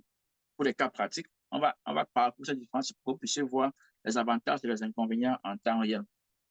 Alors, Builderall fournit, n'est-ce pas, une solution simplifiée de construire des sites qui facilite la création des solutions performantes et réactives, y compris des pages de destination, des entonnoirs de vente, des boutiques en ligne avec un minimum d'effort. Builderall vous permet, n'est-ce pas, de créer ce qu'on appelle des logiciels de messagerie qui rendent la création des campagnes d'email professionnels un jeu d'enfant. OK? Il y a ce qu'on appelle les tunnels les entonnoirs de vente. En anglais, on parle de sales funnel. Votre plateforme, non seulement vous permet de créer le site de vente, vous permet de créer votre marketing, vous permet maintenant de créer votre site, ce qu'on appelle sales funnel. Lorsqu'on entre en profondeur sur le marketing, on va vous dire ce que c'est que le sales funnel et comment est-ce que ça peut vous aider. Et vous créez donc les solutions de messagerie. La plateforme comprend également plusieurs outils marketing tels que le SMS, le Facebook Messenger, chatbot, des pop-up de preuves sociales. On appelle ça social proof. Social proof, c'est quoi? C'est par exemple dans un site, quand tu vas dans un site, tu as l'impression qu'il y a un endroit, un bouton qui sort ou bien un message apparaît pour dire que telle personne a acheté le produit il y a 2 heures de temps. Ce qu'on appelle en anglais social proof. Ce sont les applications que tu ne peux qu'aller acheter ailleurs pour intégrer dans ton propre site. Très peu de plateformes de e-commerce vont intégrer cela. Les solutions SMS. Il vous arrive que vous avez un rendez-vous et puis vous recevez des SMS automatiquement à propos de votre rendez-vous ou de la vente que vous avez achetée parce qu'on veut savoir vos impressions. C'est ce qu'on appelle SMS marketing. Cette plateforme intègre cela parce que ça, c'est du marketing. Ça permet de savoir quelles sont les impressions. Ça peut nous permettre de rappeler à quelqu'un qui a oublié d'appuyer sur le bouton achat pour pouvoir acheter son produit dans le panier. Il y a ce qu'on appelle le Facebook Messenger Chatbot, c'est-à-dire une application qui permet de fonctionner dans ton e-commerce comme si tu étais sur ton Facebook Messenger. Commencer à chatter en live avec ton potentiel client. OK? Qu'est-ce qu'il y a d'autre qu'on peut conforter? On parle de test, A/B testing, ça c'est le marketing. On va y entrer quand on arrive, il y a le cadre thermique. Donc, bref, vous pouvez tout gérer. Ça pourra même vous permettre de faire des réservations parce que si tu es un restaurant, par exemple, tu peux avoir besoin que quelqu'un passe une commande, il l'achète. La personne peut aussi passer une commande, mais la personne a envie de passer prendre sa propre commande ou passer manger. La personne va donc faire une réservation. Ça, c'est un site de restaurant. Donc, acheter ne veut pas seulement dire acheter pour emporter. Tu peux aussi vouloir placer une commande. Parce que imagine si tu places pas la commande, on peut vendre tous les poissons qui existent là-bas. Et quand tu viens, il n'y a plus. On est d'accord? Donc, tu peux également placer ta commande. Tu ne veux pas, n'est-ce pas, quand on apporte à la maison, tu veux le confort du restaurant, mais tu n'es pas sûr de à quelle heure tu vas arriver. Tu peux passer une commande et même déterminer à quelle heure est-ce que tu vas passer prendre ta commande ou passer manger. Une autre raison fantastique d'opter pour Builderall, c'est l'abordabilité ou bien l'affordabilité du produit. OK?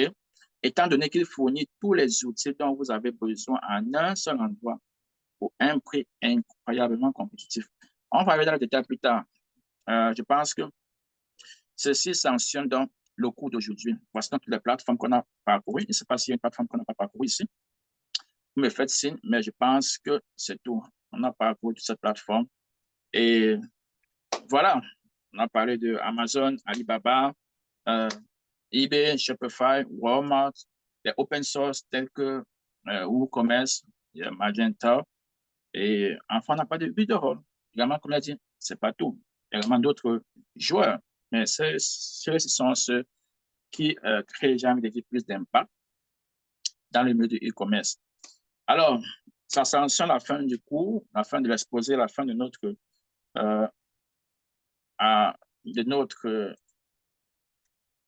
entretien au niveau de notre support, de notre programme qu'on a appelé maîtriser et lancer son e-commerce sans capital initial. Imaginez maintenant qu'on vous donne accès à toutes ces plateformes-là sans que vous n'ayez investi initialement. Imaginez un peu. On vous fera savoir combien ça coûte pour avoir une plateforme sur Shopify ou pour pouvoir... Amazon n'est pas gratuit. Amazon, on vous facture un montant par mois, parfois. Que tu vends, que tu ne vends pas. C'est vrai qu'il y a les options individuelles où tu, en fonction du produit.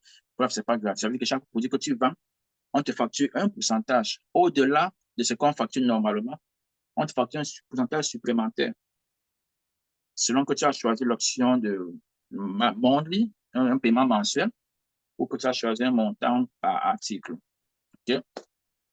Donc, pareil pour les eBay, c'est pareil. Shopify, on ne te coupe pas un montant mensuel, mais un montant par article, mais il y a un montant que tu payes de façon mensuelle pour exploiter la plateforme uniquement. Vous pouvez avoir une possibilité de pouvoir utiliser une plateforme uniquement, ne pas payer par mois et ne pas perdre un centime sur ce que vous vendez. C'est pour ça que j'ai dit, lancer son e-commerce sans capital initial. J'attends des questions. Si vous en avez, bien sûr.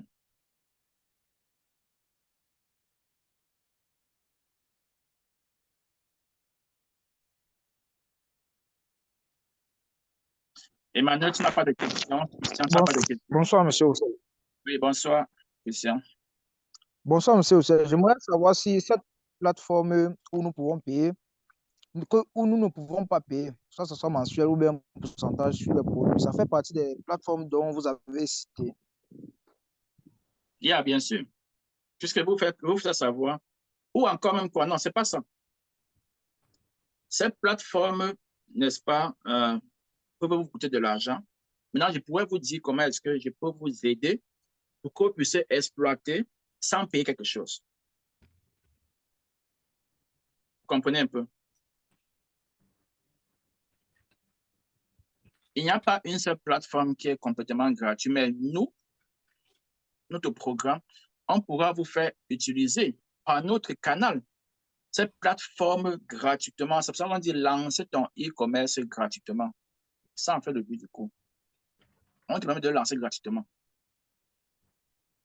Sans que tu n'aies à payer, n'est-ce pas, un montant mensuel d'utilisation de la plateforme, sans que tu n'aies à perdre un montant quand tu vends un produit. Tu n'es pas à perdre 10% ou 15% selon que la plateforme, en fonction des règles de la plateforme, il peut arriver que tu perdes un montant. Si tu vends un truc à 100 francs, la plateforme, c'est qu'elle prend 20% de ce que tu as vendu. Mais le programme que nous avons vous permettra de créer des plateformes riches parmi celles dont j'ai partagé avec vous, mais sans que vous ne puissiez payer par mois, sans que vous ne puissiez, n'est-ce pas, perdre ou payer quelque chose quand vous vendez un produit dans votre plateforme ou dans votre boutique que vous avez créée. Ça répond à ta question? Oui, monsieur Oussel. Bon, j'aimerais aussi savoir, nous avons énuméré sur les différentes plateformes de commerce en ligne les avantages et les inconvénients. Oui. Maintenant, j'aimerais savoir, nous n'avons pas énuméré les défis que nous allons rencontrer, donc les difficultés que nous allons rencontrer, donc les défis que nous allons rencontrer dans ces différentes plateformes. Bon, les défis sont d'ordre général. De façon générale, il y a deux principaux types de plateformes. Bon, je sais pas. Dans le défi, tu parles de quoi? Parce que dans ce programme, j'ai parlé des défis. Nous avons énuméré que nous avons. Non, j'ai parlé des défis ou des défis, n'est-ce pas, du e-commerce en général, quand tu fais du e-commerce. J'ai parlé des obstacles que vous allez rencontrer. C'était là qu'on fait cette partie-là. Ah, ok. Non. Voilà. Donc, tu vas Non, je réussir. me suis. J'ai des difficultés. Non, non, Non, tu vas donc réécouter. Tu vas suivre le replay du coup. Tu pourras voir la partie où, n'est-ce pas, tu vas voir ici. Regarde, si tu regardes à l'écran, les challenges et les solutions. On va partager les solutions. On va pas recommencer le cours maintenant, à la fin du cours. OK. Donc, Non, quand non, tu vas non, j'étais là regarder lorsqu'on le faisait le cours, travail. tu étais là quand on faisait ceci?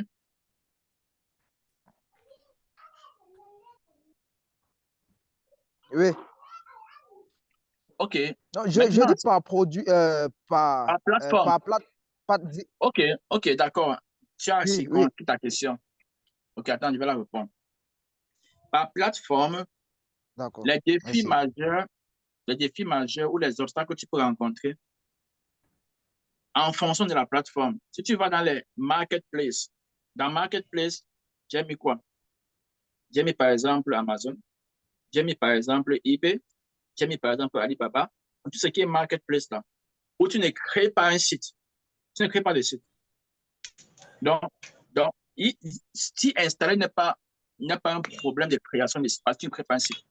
Tout ce que tu fais, c'est que tu crées, j'ai envie de dire, ta fenêtre, ta petite boutique. Un peu comme quelqu'un a, n'est-ce pas, j'ai envie de dire quoi, un mall, un grand mall. Et tu entres là-bas, on te donne un petit boucaro, un petit carré comme ça, tu places tes tomates, tu commences à vendre. Tu n'as pas créé une boutique, en fait. Alors, la difficulté là-bas réside, ou l'obstacle que tu peux avoir réside au niveau de combien est-ce qu'il te charge. Mais avant ça, il y a une difficulté qui est pareille. Et j'ai partagé, c'est qu'il faut pouvoir bien créer ton profil ou le profil de tes différents articles. Chaque article, il faut créer le maximum de photos possibles, des photos claires, des bonnes descriptions. Mais ça, ce n'est pas propre à elle parce que même si tu as n'importe quel type de plateforme, il faut faire pareil. Mais la vraie difficulté là-bas réside, l'obstacle réside au niveau de combien est-ce qu'ils vont te charger par article. Et au-delà même, tu paies même d'abord pour y intégrer. C'est pas comme si, même si on te facture l'argent par Amazon, on te facture par article. Mais tu payes aussi un abonnement par mois, si on a envie de dire ainsi. Si tu es un vendeur, bien sûr. C'est ce qui concerne ce qu'on appelait marketplace. Tu comprends? Tu as compris la partie là? Oui, j'ai compris. Maintenant, pour ceux qui ne sont pas les marketplaces, on va les appeler les open source. Même si il y a deux types encore quand c'est pas open source, quand c'est pas marketplace. Quand c'est pas marketplace, il y a open source qui sont ce que, il y a cité deux, il y a cité Magento, il y a cité WooCommerce. Dans ces deux-là, la difficulté majeure que tu peux avoir, c'est la capacité à pouvoir vraiment créer, c'est-à-dire construire non, ton site. C'est-à-dire tu es assis devant l'ordinateur, on te dit clique ici, là, clique là-bas, ou bien il faut entrer, parfois il faut mettre un code. Ça peut être ça la difficulté majeure, parce que cette site te permet, tu ne payes pas par mois, par article en général. Donc, c'est pas comme si tu factures par article vendu. Alors que toutes les autres plateformes, par article vendu, tu payes quelque chose. Quand c'est le open, qu'on appelle le marketplace. Quand c'est pas marketplace, les open source, la difficulté, c'est que tu peux, n'est-ce pas, ça peut être difficile pour toi, mais c'est pas aussi difficile que ça. Il y a les programmeurs, il y a les développeurs d'applications. Donc, si tu as des connaissances en informatique, c'est facile pour toi. OK? Je ne dis pas qu'il faut être expert informaticien pour le faire. Mais si quelqu'un ne connaît rien en informatique, tu le mets, il va préférer le marketplace, par exemple, parce que là, il crée son compte seulement, un peu comme si que compte sur Facebook. Et puis, il place ses articles et vend. Si la seule autre option qu'il a, c'est le open source. Maintenant, en côté de open source, on a également d'autres sites parce que open source te permet de créer ta boutique individuelle, ton store individuel qui n'appartient pas à Amazon, qui n'appartient pas à eBay. Ça t'appartient toi, mais en fait, c'est ton site, en fait, ça a ton nom. Christian.com, on voit ta boutique. Christianboutique.com, on voit ta boutique. Mais, j'ai dit, on peut passer par les open source, mais on peut également passer par d'autres sites ou d'autres plateformes. Notamment, on a cité Shopify. Shopify te permet de créer ce que WooCommerce va créer là. Mais seulement, tu n'as pas besoin d'avoir cette connaissance-là. En fait, l'interface est plus ou moins comme l'interface de Amazon, où on te montre, clique ici, là, c'est plus facile. On peut créer une boutique sur Amazon, ce n'est pas très difficile. Ce n'est pas un coding, ce n'est pas l'informatique qui est difficile là-dessus. Alors, dans le Shopify, par exemple, il y a plusieurs autres sites comme Shopify, il y a plus comme étant un seul. Ce n'est pas comme si Shopify qui est le seul. il y a plusieurs autres sites comme Shopify où tu peux créer ton site de e-commerce plus facilement sans avoir aucune notion en informatique. C'est vrai que d'autres personnes vont trouver des difficultés à le faire. Maintenant, Shopify t'accompagne avec des outils de marketing en fonction de, n'est-ce pas, le niveau que tu veux, en fonction de la taille de l'entreprise, en fonction du nombre de produits que tu veux poster, en fonction du nombre de photos que tu veux mettre. Et les outils sont intégrés. Mais seulement le prix, selon que tu veux tel autre outil, peut varier. Pour les open source, il y a également les API, il y a les options, n'est-ce pas, d'intégrer aussi des outils marketing à l'intérieur. Mais comme tu vois, ça exige davantage les connaissances plus en informatique que d'être quelqu'un qui est seulement un utilisateur d'ordinateur. Maintenant, quand on a dit puis Shopify, dans la difficulté à Shopify va résider au niveau du coût. Parce que ce n'est pas au niveau de la création. Parce que la création, là-bas, n'est pas difficile. Ou du moins, est plus facile. J'ai envie de dire, si les deux sont faciles, si WooCommerce est facile et Shopify est facile, je dirais que Shopify est plus facile que WooCommerce. Ou bien si les deux sont difficiles, je dirais que Shopify est moins difficile. Maintenant, si c'est moins difficile ou c'est plus facile, la difficulté réside au niveau de combien est-ce qu'ils vont te charger pour te permettre, pour eux, de continuer à héberger, si on peut dire, ou entretenir ta boutique. Ce coût, généralement, devient plus élevé. Il y a donc l'autre solution qui est comme Shopify, qui est dans Builderall dont j'ai parlé, qui fait également la même chose, dans le sens que il faut, n'est-ce pas, tout simplement créer ta boutique sans avoir besoin de notions en informatique. Vraiment pas vraiment besoin. C'est plus facile de créer ta boutique, d'insérer les articles. En général, la contrainte devrait être le coût. OK? Puisque tu ne payes pas, tu le construis toi-même, quoi. C'est plus facile que WooCommerce. Comme j'ai dit que je peux faire plus facile que WooCommerce. Maintenant, là, ce qui va être une contrainte, c'est le coût. Ou encore de l'utilisation des outils marketing qu'ils mettent à ta disposition. Tu comprends bien ce que je dis? C'est-à-dire que WooCommerce, Builderall est complet. En fait, c'est plus complet que Shopify. Et c'est même moins coûteux que Shopify. Et ça a tous les outils que tu as besoin. Donc, la contrainte que je peux avoir ici, que je peux voir, c'est de pouvoir voir comment implémenter ces différents outils pour créer un tout. Tu comprends comme je dis un peu? Donc, voilà un peu voilà les différentes difficultés données par rapport à chaque plateforme.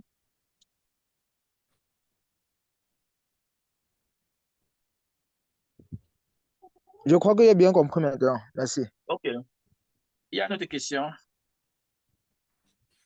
Oui, allô? Oui, Emmanuel. D'accord. J'étais en train de demander, parce que la question qui a été posée tout à l'heure, moi-même je l'avais. Donc là, on a compris que Builderall, apparemment, c'est la plateforme par excellence, c'est-à-dire celle qui réunit pratiquement tout ce dont on a besoin pour créer les sites. Donc, si je comprends bien, c'est Builderall qui sera utilisé beaucoup plus dans cette formation. Oui, comme j'ai dit, quelqu'un peut être plus à l'aise avec Magenta. Magenta, WooCommerce, si vous avez entendu parler de WordPress, WordPress, c'est l'environnement de création de sites Internet. Donc, WooCommerce, c'est un peu comme un enfant de WordPress. Donc, les gens peuvent être plus confiants en créant ce genre de site-là. Et ils vont, bon, c'est un peu comme si tu as une connaissance pour construire des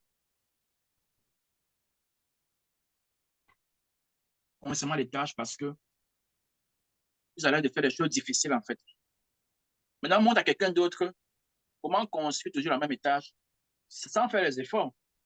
Mais toi, tu vas dire que non, je sais comment je suis allé à l'école quand je vais aller construire l'étage avec la méthode qu'on m'a montré pour construire l'étage. Quelqu'un d'autre l'a dit que voilà, si tu n'es pas allé à l'école et tu veux construire l'étage, fais comme ça, fais comme ça. Il y a les gens qui vont pas mettre, vont pas mettre leur génie, ils vont pas jeter leur génie. Ils ne connaissent pas le e-commerce, mais ils ont au moins un génie pour créer quelque chose.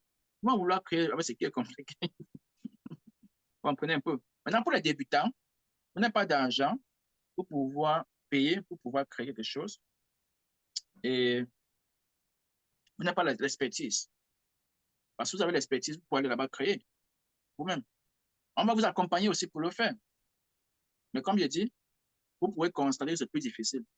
Alors, ceux qui veulent quelque chose de moins difficile pourront exploiter but de rôle. Yeah. Maintenant, par contre, but de rôle, comme c'est complet, maintenant, si tu as besoin d'une solution qui peut t'aider, une difficulté peut seulement être que, OK, tu ne sais pas comment intégrer la solution. Également, ce n'est pas difficile parce que son environnement lui-même, ce n'est pas un environnement qui demande que tu sois un informaticien pour exploiter. Oui, Builderall sera une plateforme qu'on va exploiter. Oui. Oui, j'avais aussi une autre préoccupation. On se rend compte que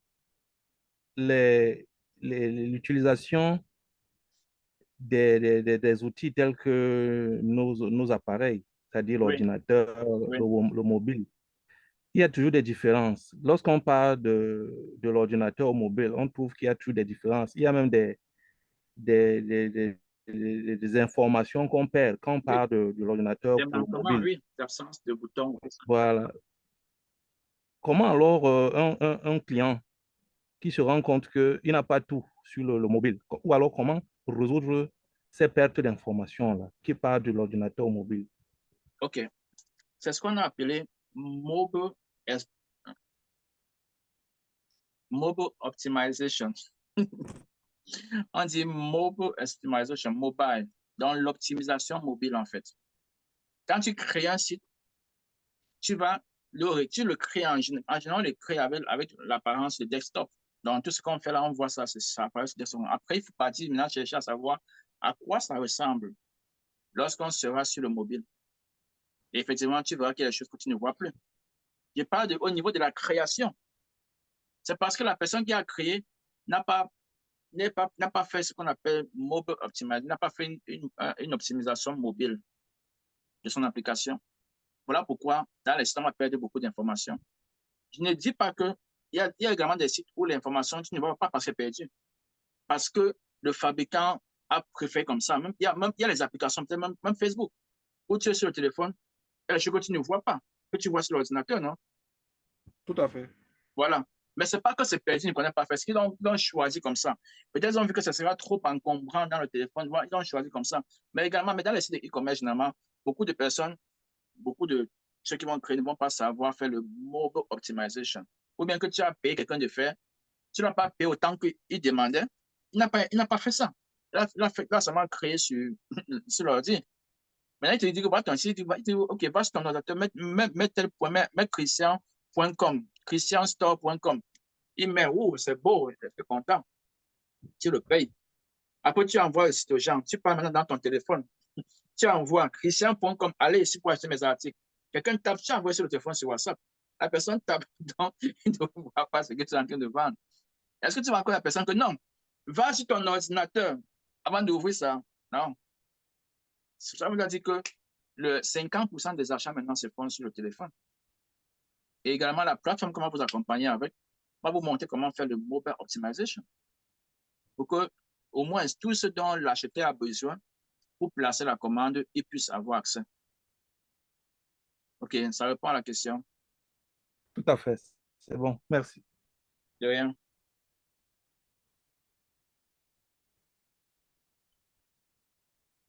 OK, donc, vous aurez accès à la plateforme aujourd'hui, à la fin de cette journée. C'est même comme si on avait le même temps, espace-temps partout. De toute façon, à la fin de ma journée, je vous permet d'avoir accès au cours où vous pouvez partir, poser des questions complémentaires. Par exemple, quoi? Voici, je pense que vous connaissez ça, non? On a parcouru ça la dernière fois. Ça, ce n'est pas la plateforme où vous allez travailler, en fait. C'est ici qu'on va travailler. OK? C'est dans cette plateforme qu'on va travailler. Ça veut dire que quoi? On a exploré le module C. Vous allez entrer, vous n'avez pas accès. Quand vous allez entrer ici, vous pourrez avoir accès au cours qu'on a fait. Vous pourrez lire le cours. Vous pourrez même télécharger le support de cours. Si vous avez besoin, vous pourrez télécharger, n'est-ce pas, cette présentation que j'ai faite. Vous pourrez télécharger, n'est-ce pas, le support de cours écrit et la vidéo qui sera à l'intérieur. On ne télécharge pas la vidéo. Vous consommez la vidéo. Les supports que vous pouvez, parce que quelqu'un peut vouloir imprimer et puis lire encore à la maison pour mieux comprendre. Vous pouvez le faire. Comme vous avez. Et maintenant, comme je dis, à la fin de chaque cours, vous pouvez poser la question. Une question qui, n'est-ce pas, vous avez oublié maintenant. Vous pouvez poser la question à l'intérieur. Et pour le site lui-même, j'ai eu à vous dire que voici les questions, voici toutes les questions, vous pouvez partir vérifier. Parce que c'est évident, il faut ne pas avoir posé toutes les questions maintenant. Voilà les questions que vous pouvez aller, les questions que nous avons reçues, parfois des autres candidats. On a répondu ici. Et en général, vous pouvez poser une question ici directement à moi ou à l'instructeur. Ça ne pourrait pas être moi, en fonction de là où on se trouve. De quelle partie du programme on se trouve. Ça ne pourrait pas être moi. Vous allez poser la question ici. Vous tapez là, c'est votre message. Après, vous mettez votre email ici. Mais par exemple, ocel@yahoo.com. Je valide. Et ça envoyé. Ça va partir chez moi. On peut, n'est-ce pas, venir vous adresser ça directement par appel ou bien dans la session, s'il peut adresser la question, ou on peut répondre en ligne. Ça peut être que tu veux juste confirmer que voilà, tu veux juste confirmer que mon paiement est passé ou confirmer que n'importe quoi, quelle préoccupation vous avez. Ça va nous arriver. Nous allons recevoir ça. OK? Ça va?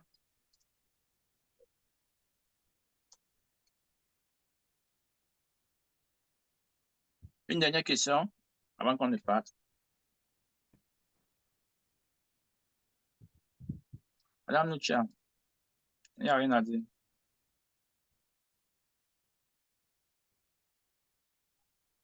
J'ai trouvé mes réponses dans les questions précédentes. Pardon?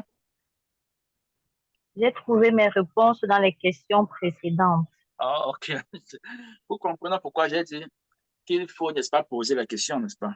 Imagine que ces autres personnes n'ont pas posé la question, que finalement tu ne poses pas la question. La question sera restée sans réponse. Il y a les gens qui ont des questions, mais qui ont peur de poser la question. Poser la question, ça peut aider quelqu'un d'autre. En fait, je l'aurais posé. Je l'aurais posé s'il n'avait pas posé. Oui, je comprends. Il dit maintenant, imagine que toi aussi, tu n'as pas posé et que lui n'a pas posé parce qu'il souhaite que quelqu'un d'autre pose.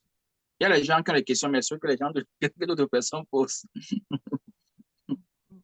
Donc, je vous dis, poser la question, ça peut vous aider comme ça peut aider d'autres personnes.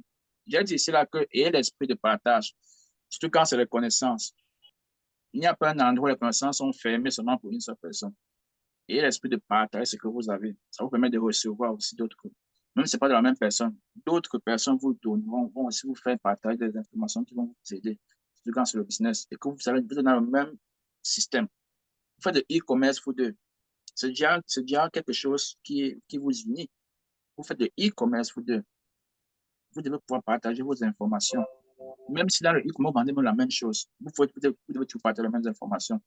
Parce que vous êtes, j'aime, dans d'autres professions que nous faisons, nous avons des groupes d'autres personnes, mais on partage les informations.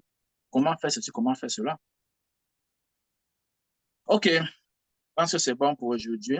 Et on va dire à lundi, c'est prêt à Dieu, lundi à 10h pour le prochain cours. Et partagez dans le programme parce que, comme je dis, ça, c'est une session où je partage. Alors, vous ne devez pas garder cela pour vous-même. Vous devez également partager cela pour que pendant que le fait que vous bénéficiez de ce que vous avez bénéficié ici n'empêche pas votre ami, même votre ennemi, n'empêche pas de bénéficier. Le fait que vous bénéficiez ne diminue pas ce que vous pouvez bénéficier pour vous-même dans ce programme. Donc, au maximum que vous pouvez partager pour que d'autres personnes en bénéficient. OK. Donc, on va se prendre la prochaine fois. Et comme je dis, on a le groupe WhatsApp, on a le groupe Facebook. Vous allez vous inscrire. Vous pouvez poser vos questions là-bas. Quelqu'un d'autre pourra apporter la réponse.